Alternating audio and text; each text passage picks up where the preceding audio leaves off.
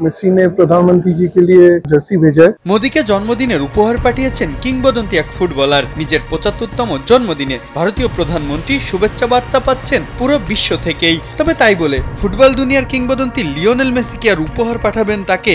তবে অবিশ্বাস্য মনে হলেও আসলেই ঘটেছে এমন কাণ্ড। মোদীর দেশে আসার আগেই উপহার পাঠিয়ে রাখলেন আর্জেন্টাইন এই সুপারস্টার। মোদির জন্য নিজের সিগনেচার করা জার্সি পাঠিয়েছেন মেসি। ভারতীয় গণমাধ্যমে প্রচার হতে থাকে এমন গুঞ্জন। তবে আসলেই কি নিজের স্বাক্ষর করা ২০২২ বিশ্বকাপের জার্সি মেসি পাঠিয়েছেন ভারতে?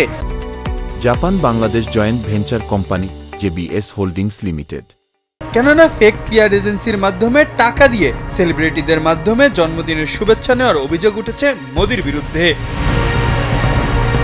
তবে ভারতীয় এক গণমাধ্যমেই ব্যাপারটা স্পষ্ট করে দিলেন জনপ্রিয় ক্রীড়া উদ্যোক্তা শতদ্রু দত্ত।